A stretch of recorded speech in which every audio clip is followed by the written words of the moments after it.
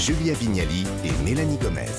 De retour dans Bien fait pour vous, votre émission Bien-être tous les jours de 11h à midi et demi. Merci d'être avec nous. Alors tout de suite, nous attaquons la partie tendance de l'émission et d'ailleurs nos 3 chroniqueurs du jour nous ont rejoints en studio. Il y a d'abord le chef Grégory Cuiron pour la chronique gastronomie. Alors Grégory, que va-t-on déguster aujourd'hui ? Alors aujourd'hui, on va parler de papillotes de clémentine, mais la recette n'aura rien à voir, je garde la surprise. J'adore ce teasing. Il y a également autour de la table Swazik Belin, notre spécialiste loisirs dans Bien fait pour vous. Alors Swazik, je crois que vous êtes d'humeur joueuse ce midi. C'est ça. Et puis je suis la spécialiste aussi des bars à quelque chose. C'est vrai. Voilà. À chat, à sourcil, à quoi aujourd'hui ? À jeu Voilà. aujourd'hui. Très bien. Et puis enfin, on l'a dit, cette semaine, nos chroniqueurs tendance nous proposent des objets, des conseils et des livres avec vous, Nathalie Le Breton. Des livres qui ont l'esprit de Noël, c'est bien ça ? Et oui, parce que l'excitation est en train de monter fortement, donc j'ai de quoi calmer un petit peu cette excitation et puis entretenir la magie. Génial, merci beaucoup Nathalie, ce sera à vous dans très peu de temps. Mais l'esprit de Noël, je crois que pour le moment, il va être dans notre assiette car il est temps de passer à la chronique gastronomie de Bien fait pour vous. Europe 1, bien fait pour vous. Les tendances. Ah Grégory, je suis très contente du produit que vous avez choisi aujourd'hui de nous présenter. En tout cas, moi je l'aime beaucoup. Alors je vous écoute, faites-nous rêver. Oui, je vais tâcher de vous faire rêver, il y a même un petit conte pour vous, enfin vous verrez. Noël, le givre sur les fenêtres, l'odeur du sapin, du feu de cheminée et les papillotes. Est-ce que vous connaissez les papillotes ? Mais oui. À Lyon. Bah oui, Ouais, parce que- Nathalie est une ancienne lyonnaise. Voilà, une lyonnaise repentie.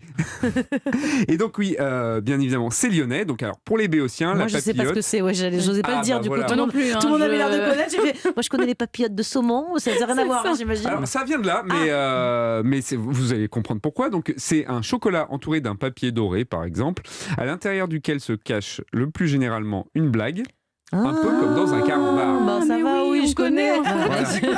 J'attendais un autre truc. Quel duo toutes les deux. Et ça vient d'où ? Vous faites bien la surprise. Alors, un petit peu d'histoire quand même. Au XVIIe siècle, le commis d'une chocolaterie, éperdument amoureux de la belle voisine qui habitait au-dessus de la boutique, cherchait un moyen de lui faire passer des mots doux discrètement, afin que son père ne les intercepte pas. Donc il eut l'idée d'enrouler ses missives autour des friandises, afin de les faire passer pour un emballage. Alors, le père n'a rien remarqué, mais son patron, un certain monsieur Papillot, si. Bah ouais. Alors, monsieur Papillot, il se dit, oula, on tient quelque chose. Ouais, pas mal l'idée. Hein. Ouais. Donc, ce qu'il fait, c'est qu'il remplace les mots doux par des plaisanteries. La papillote était née, tout simplement. Donc, je vous sens un peu tendu, vous avez envie de connaître la fin. Ouais, c'est ça. Mon Moi, je veux Dieu, que se surtout manger, passe-t-il ? En fait, ce qui s'est passé, c'est qu'il y a 2 fins alternatives.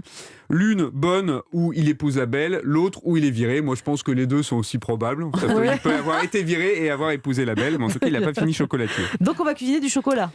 Alors, du chocolat des papillotes, eh bien, pas du tout. D'accord. Ah, bah oui, Toute bah non. cette histoire pour finir sur autre chose. Exactement, vous voyez. Alors, je préfère vous prévenir, le rapport est un peu tiré par les cheveux. Ok. Il se trouve que les chocolats, à Noël, généralement, ça se mange avec des clémentines. Mhm. Donc la clémentine, merveilleux petit agrume, au goût légèrement acidulé, magnifique produit lorsqu'il nous vient de Corse et source de vitamines non négligeables en hiver. Nous allons ainsi cuisiner aujourd'hui des noix de Saint-Jacques Rien à voir, effectivement. Quel avec est une compotée de clémentine aux C'est épices. ça le rapport. Mais oui. Et on va pas du tout avoir de chocolat. Alors non, pas du tout. Parce que, alors, la papillote, c'était pour la belle petite histoire de Noël. Et puis, j'ai rien trouvé de sympa à raconter sur la noix de Saint-Jacques, si ce n'est le dème de coinque de tonton Robert au réveillon 76 après avoir mangé une cassolette de la mer. Donc, je pense que ça n'intéresse personne. Bon, alors la noix de Saint-Jacques. Alors, la noix de Saint-Jacques, déjà. On l'aime elle aussi quand même. On l'aime, Ah, on ouais. l'aime d'amour, ça plaît à tout le monde. Et je dois avouer que les filles, quand on reçoit une fille qu'on a envie de séduire, la noix de Saint-Jacques, ça marche à Mais chaque fois. c'est drôle, mon mari m'a fait ça, je pense, dans les premiers plats qu'il Il vous fait- Mais oui, il vous c'est a fait des noix de je trouve que c'est un Saint-Jacques. objet de séduction, la noix de Et Saint-Jacques. je suis prêt Un à mec qui sait parier. cuisiner les noix de Ah ouais. Saint-Jacques, on se dit, c'est un mec Bah bien. oui, Non, il vous m'a fait trouvez du- pas, Nathalie? Tout en finesse, vous voulez dire. Moi, il m'a fait Avec du un peu couscous. d'ail. C'est pas mal aussi. Mais il y a 2 trucs qui marchent systématiquement, c'est la noix de Saint-Jacques et le risotto. J'avoue. Pour emballer, il n'y a pas mieux. Ah oui, C'est clair. Alors, un risotto noix de Saint-Jacques, je vous raconte pas, là, c'est succès assuré. C'est mariage direct. Exactement. Donc, pour quand même en revenir à la noix de Saint-Jacques, elle est pêchée en France dans les eaux froides de Bretagne, de Normandie ou encore du Pas-de-Calais, du 1er octobre au 15 mai. Mhm. Alors, moi, j'insiste, il vaut mieux prendre des noix de Saint-Jacques de plongée, parce que sinon c'est du dragage, et le dragage c'est une technique où on fait passer un gros filet de noix. Ça ruine les fonds marins, exactement. Donc moi j'ai une tendresse particulière pour les noix de la baie de Saint-Brieuc, je les trouve particulièrement bonnes. Vous avez raison, elles sont délicieuses. Et vous avez une recette ou pas là? J'espère. Oui, je suis venu avec une recette. Pour emballer comme vous dites. Exactement. Alors on n'emballe pas à Noël, parce qu'en général c'est plutôt les cousines qui sont là, c'est pas très sain. Ou la belle-sœur, ou le beau-frère. Ça peut créer 2-3 soucis familiaux. Mais pour faire plaisir à tout le monde, qu'est-ce qu'on peut cuisiner alors? Alors, les ingrédients pour 4 personnes. Il nous faut 12 belles noix de Saint-Jacques sans leur corail. J'ai pas de petite musique Si, cette ça fois. y est, elle arrive. J'avais peur. 6 oranges, 50 centilitres de jus de clémentine, 5 centilitres de cognac, 50 g de miel, toute fleur ou acacia, une cuillère à café de graines de coriandre, un bâton de cannelle, une étoile d'anis, 2 gousses de cardamome, 10 g de gingembre frais ou à défaut une cuillère à café de gingembre en poudre, 25 g de beurre, une cuillère à soupe d'huile de pépins de raisin. Ok, on a les ingrédients. Ensuite. Maintenant, on va lever les suprêmes des oranges. On les réserve. Alors, Ah ça j'ai pas Ah oui, compris. alors Nicolas Baudin, notre réalisateur, sait pas ce que ça veut Bien dire les évidemment. suprêmes. non plus, c'est quoi? j'avoue, je lui ai dit tout à l'heure. Il dit qu'il connaît que les suprêmes de poulet, lui. Moi, Ah, je d'accord, connais ça n'a le rien à groupe, voir. les Supremes. C'est bien aussi. Alors c'est quoi les suprêmes? Alors en fait, les suprêmes, c'est la partie avec que de la pulpe qui se trouve entre les différents interstices de peau blanche qu'elles disent dans l'agrume. Donc pour ça, rien de plus simple. On coupe au pôle notre agrume, on le pose à plat, on vient faire le tour de l'agrume avec le couteau, on le pèle à vif. Et là, on vient passer la lame le long des petites membranes, clac, clac, clac, et on lève le suprême, comme ça on n'a pas les trucs dégoûtants. C'est bon, Nicolas tout blanc. Baudin, vous avez compris? Oui, Oui, elle on a a très compris. bien, c'est bon, il a coupé les suprêmes. Voilà, Allez-y. c'est bien. Si Nicolas comprend, on est bien. C'est bon. Donc ensuite, on va les réserver. Dans une casserole, on va porter le miel à ébullition. On ajoute les suprêmes et l'intégralité des épices. Puis on rajoute le cognac. Suprême on de flambe. clémentine, hein, pas de poulet, hein, Nicolas. Non, d'orange en Ah, l'occurrence. d'orange, Parce que d'accord. clémentine, on peut le faire, mais c'est trop Ah, petit. c'est pour le jus, la clémentine. ok. Exactement. Ensuite, on va déglacer. Déglacer, on a appris ça. Oui, alors On met de l'eau froide dessus, non? C'est un liquide Un froid liquide, ça peut dans être du vin une casserole blanc, chaude. Ça peut être tout ce qu'on veut. voilà. Oui, mais ça peut être aussi des choses sans alcool, ma Oui, chère Mélanie. oui, je sais pas pourquoi j'ai tout de suite le vin blanc qui C'est me vient. l'esprit de Noël. C'est l'esprit de Noël. Donc on déglace avec le jus de clémentine, on laisse réduire à frémissement jusqu'à obtention d'une texture de marmelade. Voilà, ça on a fait la compotée. Et Pour les Saint-Jacques. Saint-Jacques, poêle légèrement huilé, feu vif, Saint-Jacques, 30 secondes sur Vous chaque faites face. bien la Saint-Jacques. Ouais, Refaites. refaites. Jack. Attendez, il y en a 12. J'ai En fait, vachement bossé. Hein. J'ai fait par 2, donc ça va.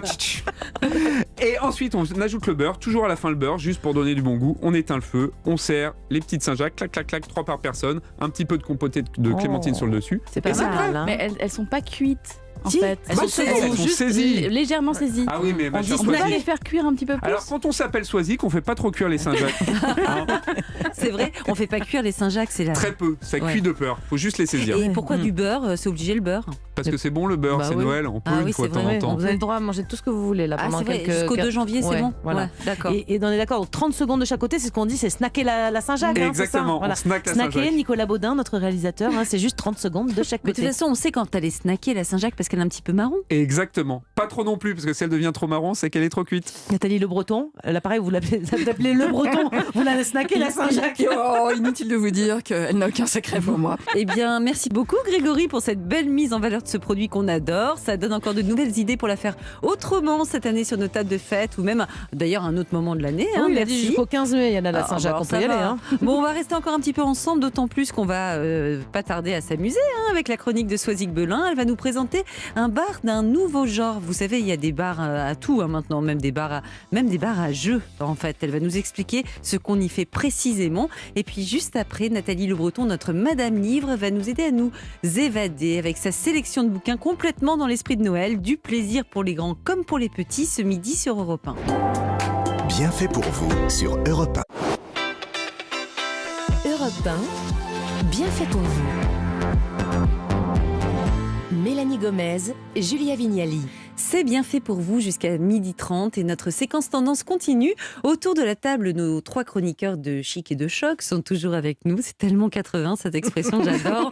On s'est bien régalé juste avant avec les coquilles Saint-Jacques de Grégory et à présent on va jouer. Enfin, vous allez nous présenter, Soisic Belin, un type de bar assez nouveau dans lesquels on s'amuse bien, je crois. hein. Alors, pas si nouveau que ça. Ah La bon tendance du bar à jeux se vérifie de par sa profusion, mais ça existait déjà depuis un petit moment. Alors, il y en a partout aujourd'hui en France. Et puis finalement, ce qui compte dans le bar à jeu, le plus important, ce n'est pas l'aspect du bar. Le but n'est pas que vous soyez concentré sur votre boisson, mais que vous jouiez. Donc le bar est uniquement là pour vous désaltérer et pour la sociabilité que cela implique. Alors je me suis rendue au Oya, un bar enfin un lieu de jeu qui a ouvert ses portes en 1995. Ah oui. Le lieu n'est ni trop petit ni trop grand. Il y a plusieurs tables, des tables hautes, des tables bordées de banquettes comme on pourrait trouver dans un diner.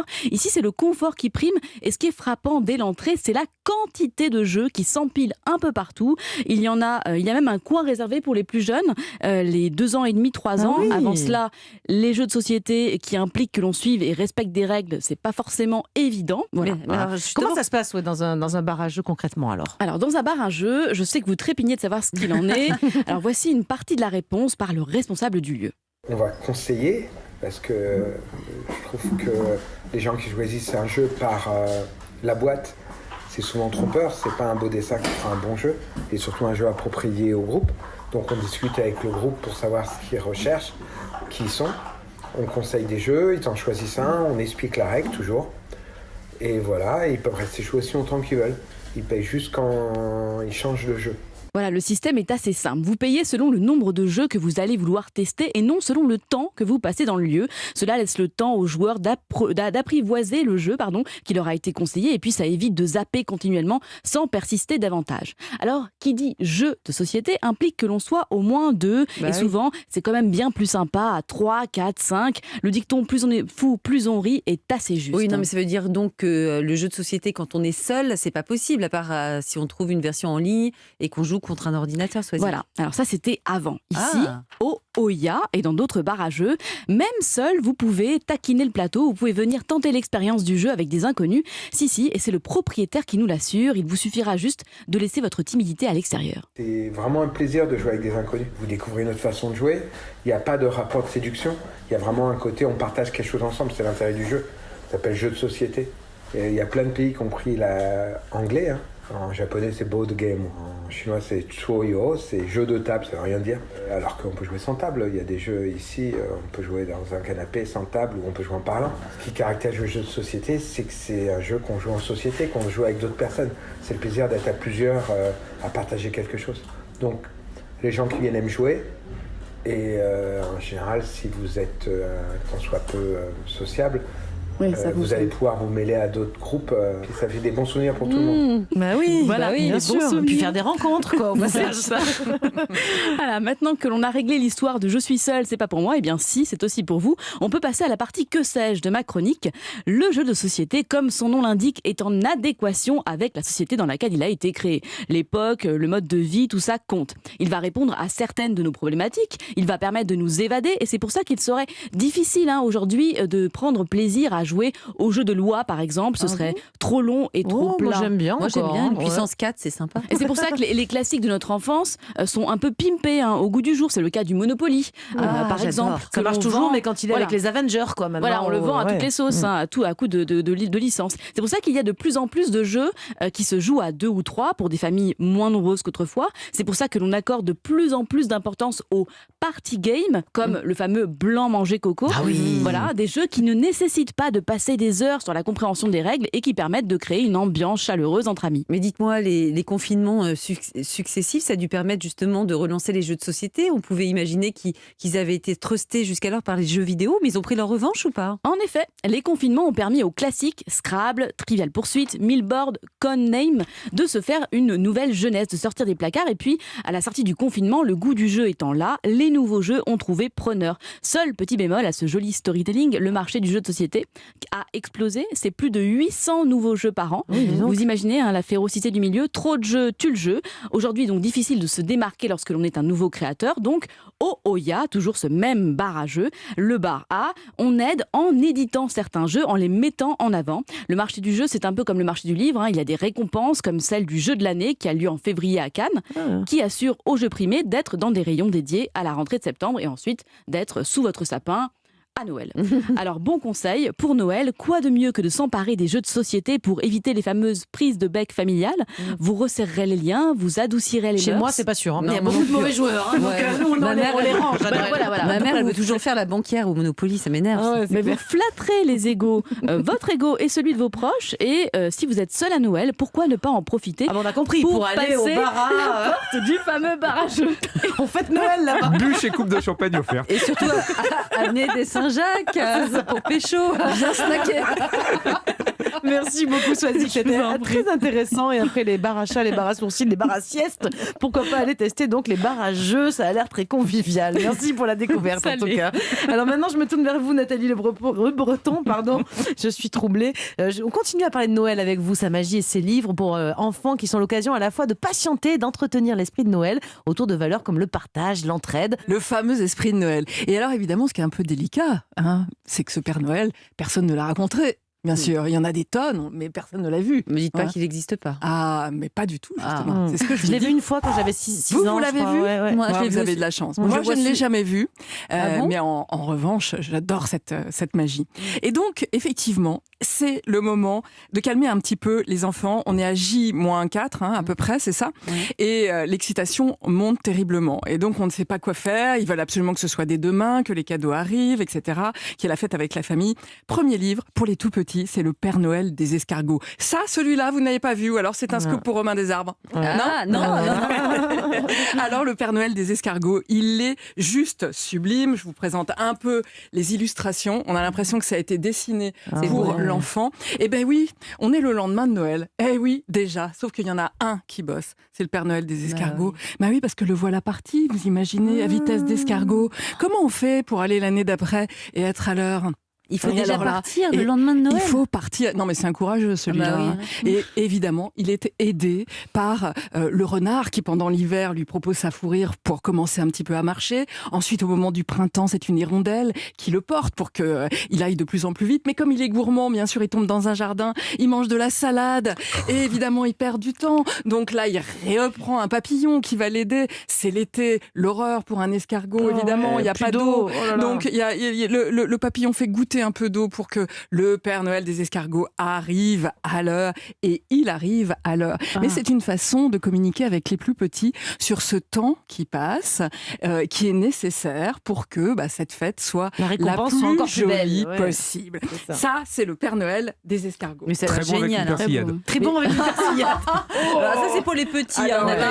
alors là, vous n'allez pas vous faire des amis, Grégory. hein. Nathalie, ça c'est pour les petits à partir de 2-3 ans, c'est Oui. ça. Mais pour les plus grands, je pense qu'il va falloir les occuper plus concrètement pour patienter. Est-ce que vous auriez, je sais Bien pas vu. moi, autre chose dans votre hôte à livre? Ça sent le vécu, Oui, Julia. Voilà. exactement. Alors, le Noël des crayons, c'est super astucieux pour les parents que nous sommes. Alors, qu'est-ce que c'est que cette histoire ? C'est adoré par les enfants parce que le crayon, la boîte de crayons a évidemment 10 000 aventures.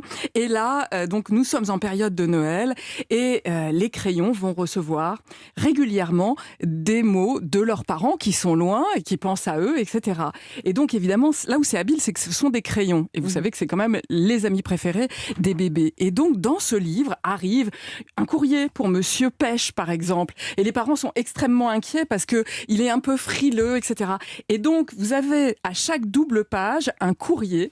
À l'intérieur de ce courrier, vous avez une carte postale, Ils vont des adorer parents ça, les enfants, super mais c'est sympas. sûr. Et à l'intérieur, bien sûr, les parents, ils pensent à leur petit péchou, le petit couleur pêche. Lui, il a froid. Donc, vous avez ici fabriqué. Vous savez comment on faisait quand on était petit? j'adore. Ces Costumes, petits ouais. habits, des costumes, et on peut s'amuser à déguiser. Et l'aventure commence. L'aventure s'emballe parce que des couleurs, il y en a des tonnes. Et donc, on continue. Et ça donne une idée au petit garçon qui a ses crayons, bien sûr, de passer à quoi comme activité? La déco, la déco du sapin. Et ça lui donne d'autres idées. Et vous voyez ici qu'il y a un autre courrier. Et c'est pas que le plaisir, si vous voulez, de ces courriers qui arrivent, de ces jeux qui sont à l'intérieur de chaque enveloppe à l'intérieur du livre. C'est qu'évidemment, tous ces personnages réagissent et que quand vous avez le sucre d'orge, vous savez, ces espèces de cannes rouges et blanches qu'on n'a jamais osé goûter parce que franchement, ça n'a pas l'air très bon. Hein, et alors lui, évidemment, il se rebelle, celui-là, ce sucre d'orge, parce qu'il dit, mais enfin, ça fait juste juste 20 ans que vous me ressortez du carton à déco. J'aimerais bien être enfin sucée, si j'ose dire. Et ça continue comme ça. Voilà, et vous allez assez loin. Non, mais alors, vous me chauffez avec vos histoires de snack. Déjà, Monsieur Pêche fait une tête un peu bizarre. Et donc, vous l'avez compris, il y a plein de constructions à faire. C'est un livre c'est un livre participatif, occupation, hein, c'est ça, occupation. Ouais, et là, vous avez quelque chose, ils participent, ils se mettent sur la déco et ça vous aide à timer évidemment l'avant de Noël. Alors, outre les préparations diverses, les bons repas passés en famille, les cadeaux qui vont arriver, ce qui est important à Noël, c'est ce qu'on appelle l'esprit de Noël, un peu comme la pensée magique. Mais oui, la pensée magique, les belles valeurs quand même. Il faut y penser parce qu'on a des enfants qui sont élevés dans une société qui est extrêmement consumériste. Là, on est vraiment sur le dilemme de l'être et l'avoir. C'est important de communiquer avec ça quand même avec les enfants. Il n'y a pas que l'attente des cadeaux qu'on va peut-être jeter dès le lendemain. Il y a aussi d'autres choses. Je voulais vous présenter Le Jouet brisé. C'est un conte de Noël moderne qui nous vient des Québécois. C'est toujours assez sorti chez Bagnol Éditions. Et c'est tout simplement l'histoire d'un homme qui traverse une période un petit peu difficile, une période de chômage. Il retrouve un petit boulot. On lui demande, vous les connaissez, hein, ces personnages, ces faux personnages, voilà, dans les magasins qui se déguisent en Père Noël. Et puis arrive un petit garçon avec un jouet complètement cassé. Et bon, il va faire son boulot. Le monsieur, il prend le jouet et il va lui réparer. Et ça va se dire dans toute la cité. Tous les enfants vont venir avec les jouets cassés. Et ce monsieur, bien sûr, va réparer. Ça lui met le chaud au corps. Et bien sûr, il va avoir du travail. Et il va créer la boîte à réparation de Monsieur Noël. Merci beaucoup Nathalie pour cette belle sélection de livres qui ont vraiment l'air charmants et qui donnent quelques idées de cadeaux pour les plus jeunes. Si on n'a pas encore passé évidemment toute la commande au Père Noël, on peut justement y ajouter quelques livres. Merci à tous les trois pour vos conseils, pour vos bons plans.